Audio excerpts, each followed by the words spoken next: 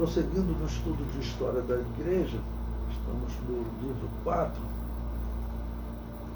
vamos agora à página 27, Lutero e a Rosa Cruz.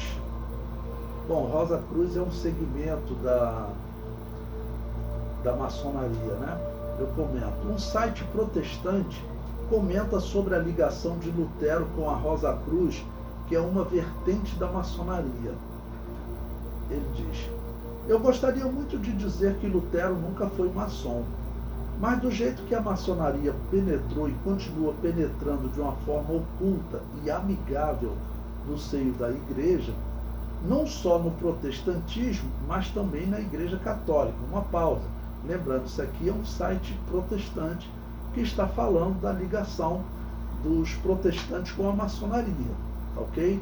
E também lembrar uma coisa importante a vocês: se você pesquisar na internet igreja luterana e maçonaria, se você entrar no site oficial da igreja luterana no Brasil, você vai encontrar lá que a igreja luterana ela considera normal os seus membros serem maçons, ok? Ou seja, então não é novidade também falar isso aqui de Lutero, ok? Então ele está dizendo que a maçonaria ela vai penetrando de forma oculta, amigável. O que é esse amigável? Normalmente é com ajuda, né?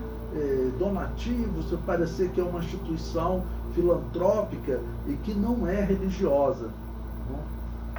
O comentário prossegue. Protestante, mas também na igreja católica, né? Ele disse: não posso ter essa certeza e afirmar que Lutero nunca foi maçom. Pelo que pesquisei, a única prova que alega ser Martinho Lutero maçom foi a comparação do seu selo com o símbolo da Rosa Cruz. O símbolo da Rosa Cruz, da Ordem da Rosa Cruz, se apresenta como uma cruz envolvida por uma coroa e rosas, ou uma rosa ao centro. A rosa representa a espiritualidade, enquanto a cruz representa a matéria. Bom, ele está falando aí dos conceitos dele, né? E prossegue dizendo: já o selo luterano apresenta mais variedades. Apenas a cruz lembra o sacrifício do Senhor Jesus Cristo pelos nossos pecados, para não perecermos e para que tenhamos a vida eterna. A cruz com o coração representa a fé em Cristo como centro de nossas vidas e da igreja. As pétalas da rosa representam a justiça, a paz, o consolo que Deus nos oferece. O fundo de cor azul é a fidelidade de Deus, e o anel dourado lembra o ouro e representa o perdão, a comunhão, a esperança e etc. Pesquisando mais a fundo, constatei que a reforma luterana e o rosacrucianismo surgiram mais ou menos na mesma época, como forma de contestação ao despotismo da Igreja Romana, como informei acima. Portanto, de início, ambos carregavam uma mesma linha de pensamento, referente aos protestos contra o domínio e a corrupção presente na Igreja Romana, sendo que houve uma separação dos protestantes com os rosacruzes, devido à doutrina da concepção de Cristo, enquanto os luteranos acreditavam na vida eterna sobre o primado de Cristo, o Filho sentado à direita de Deus, o Pai.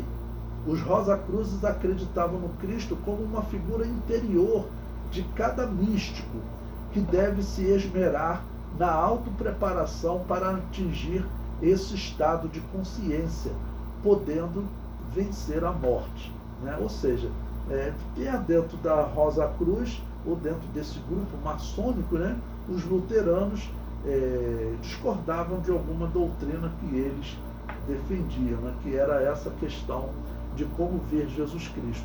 Eu coloquei aí no livro para vocês também o link, né, se vocês quiserem ler o artigo completo, e o símbolo da Rosa Cruz e o símbolo luterano, né, que ele comenta nesse artigo. O comentário prossegue: o site Maçons Progressistas define a maçonaria como um ramo da reforma protestante. Está aí o artigo, que ele diz: A mentalidade que deu origem ao pensamento maçônico, tal como ele surgiu e ganhou corpo no início do século XVII, é claramente uma obra de pensadores místicos de mentalidade reformista, que surgiram durante o século XIV, lembrando, século XIV vai de 1301 a 1400. Então ele diz que nesse período surgiram esses místicos. Se você pesquisar na história, qual o grupo que nesse período foi acusado pelos católicos de serem satanistas, ok? E também perseguir e matá-los na fogueira, né? Ok? Eram aqueles que são chamados de cavaleiros templários. Eles são considerados por muitos historiadores como aqueles que geraram a maçonaria. É isso que ele está falando aqui. Então, quando surge no século XIV é que os templários estavam sendo perseguidos, jogados na fogueira pela Igreja Católica. E diz, fortaleceu-se durante o século XV, explicar aqui o século XV, lembrando de 1401 a 1500, o século XV vai ser o período em que a Europa ela vai ter um fortalecimento, tá bom? A Europa ela vai ter um fortalecimento dos cavaleiros templários.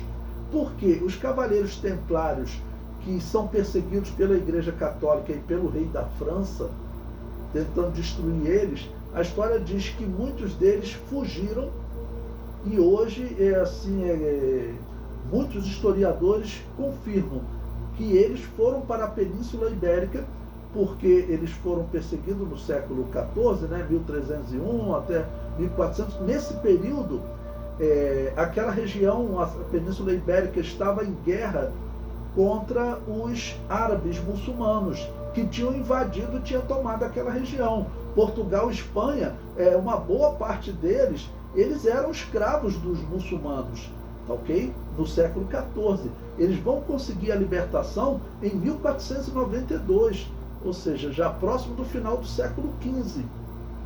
Então, a história, hoje, historiadores confiáveis dizem, os cavaleiros templários foram para aquela região, inclusive o nome Portugal, os historiadores dizem, vem de Porto do Grau, porque eles tinham uma mística, que eles tinham o Santo Grau, onde Jesus bebeu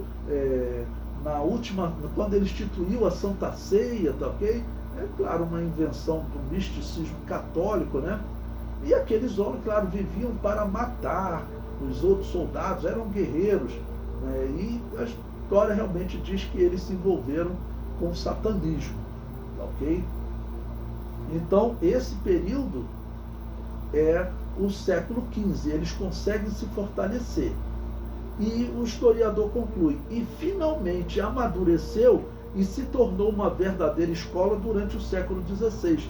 Por quê? O que vai impulsionar a maçonaria, que então esses templários já vinham, vamos dizer, organizando, e que já vem de tempos anteriores, ok? Porque vem ligado ao satanismo chamado Cabala no judaísmo. Nós veremos isso mais à frente. Então o século XVI é o século, ok, da reforma. Começa em 1501 e vai até 1600. O comentário prossegue. Nicholas Hager, em sua História Secreta do Ocidente, diz: descendentes de judeus cabalistas que estavam por trás dos cátaros, uma pausa aqui, cátaros era um grupo místico, gnóstico, era um catolicismo gnóstico, tá ok? É um tipo de catolicismo que existia desde os dias de Constantino, mas os católicos perseguiam eles para matá-los, né? Então diz, descendentes de judeus cabalistas que estavam por trás dos cátaros, tinha ligações com Lutero e Calvino, e há algumas evidências de que exerceram uma influência cabalística sobre ambos. Bom, uma pausa aqui para poder explicar a vocês. O que é influência cabalística? Tá bom? Se algum dia vocês tiverem a oportunidade de estudar a história de Israel, aí eu conto como surge o cabalismo no meio do judaísmo. Foi próximo do ano 150 da era cristã, ok? Ou seja, cerca de 120 anos depois que Jesus morreu. 150 da era cristã, um rabino disse que Deus começou a lhe dar a graça, Deus lhe deu a graça do espírito de um profeta do Antigo Testamento vir lhe ensinar as Escrituras. E ele dizia que era o espírito do profeta Elias.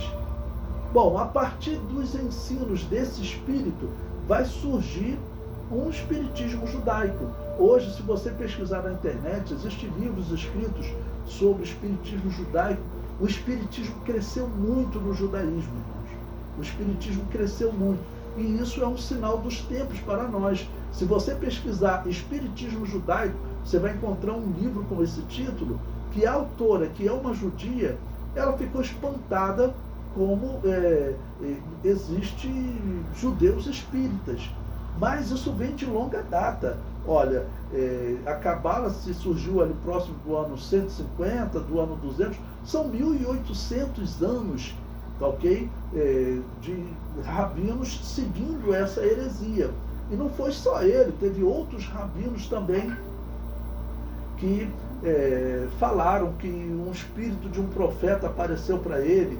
Por exemplo, há 200 anos atrás teve um rabino dizendo que o espírito do profeta Aías, que viveu lá nos dias de Salomão, aparecia e lhe dava alguns ensinos das Escrituras. E esses judeus cabalistas, eles, é sabido que eles eram envolvidos com os cavaleiros templários. Por quê? Porque eles têm um projeto para Jerusalém. Esse projeto desses judeus cabalistas, nós sabemos o que é. É o mesmo projeto que a Bíblia diz que o anticristo vai tentar assentar-se no templo de Deus. Bom, eu vou citar aqui o que os maçons falam sobre a origem da maçonaria. Eles dizem que ela surgiu como um projeto lá na época de Salomão. Bom, como que eu posso interpretar isso? Infelizmente, Salomão teve filhos pagãos, com mulheres pagãs, ok? E eu não descarto a possibilidade realmente dos filhos pagãos, ok, que não teriam direito ao trono, terem organizado um plano para poder acabar por conseguir tomar o plano. Porque a Bíblia diz que existe esse plano, isso é fato. Ele vai assentar-se no templo de Deus, querendo parecer Deus. E para isso ele certamente será um judeu ou alguém que se apresente como judeu. E aí eu digo, esses judeus cabalistas, que são chamados também de hassidismo, né, eles são um grande candidato, eles são ligados à maçonaria, e o que os especialistas dizem que o mais alto grau da maçonaria sempre será um judeu, né? Ou seja, esse é um projeto judaico. Então, não estou falando aqui nada como antissemitismo de perseguição aos judeus, mas a Bíblia diz que surgirá esse homem do mal. Os judeus sabem que os cristãos pregam isso. Tem vídeo no YouTube de rabinos falando, olha, o Messias está chegando, ele não é Jesus, e essa ideia de vocês de que nós vamos fazer uma aliança com o anticristo, isso aí não é verdade. Então eles sabem, isso é propagado, até porque a Igreja Católica perseguia eles falando isso deles, né? Então eles sabem que isso é pregado, isso está no YouTube. E é realmente o que a igreja sempre pregou, né? Que pela profecia de Daniel, o anticristo, ele recebe esse nome de João, mas o anticristo vai fazer uma aliança comuns por uma semana.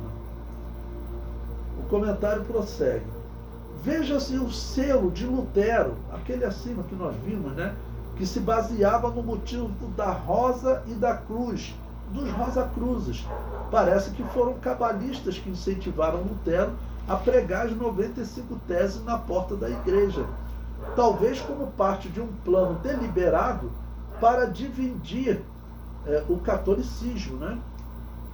É certo que Lutero foi influenciado por lendas judaicas a respeito de Jesus, encontradas no Talmud e no Midrash, na Idade Média, e no Toledot e Exu, vida de Jesus, anterior à Idade Média.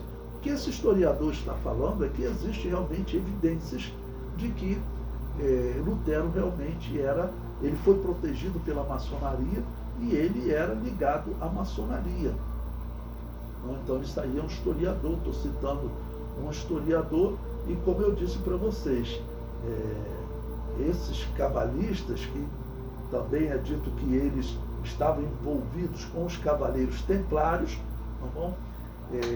Por que os cavaleiros são chamados templários? Porque esses cavaleiros, eles fizeram o que o anticristo vai fazer. Eles se declararam protetores do templo e eles ficaram exatamente no local que é identificado lá em Israel, em Jerusalém, onde ficava o templo. E existe lá uma pedra, tinha uma mesquita construída, tem até hoje, né, a chamada Dumo da Rocha, onde tem uma rocha. Essa rocha, ela é especial para o judaísmo, porque, segundo a história, ali ficava a Arca do Concerto, e ali era o Santo dos Santos. Se você entrar na internet e pesquisar Santo dos Santos, Israel com Aline, é uma moça que faz um trabalho muito interessante, e ela conseguiu autorização, ela vive lá em Israel, né, ela fala português, ela conseguiu autorização para entrar no Dumo da Rocha, ok? Aquele ali era o local onde ficava o templo. Então eles se proclamaram como cavaleiros do templo, ou os templários, tá bom? Porque eles eram os protetores daquela região. Eles fizeram ali o local onde ficava a arca. Nesse vídeo, se você olhar Israel com a Aline, você vai ver que ela mostra o local onde ficava a arca, um espaço na pedra que tem exatamente as medidas da arca. É algo até bem emocionante quando eu vi, né?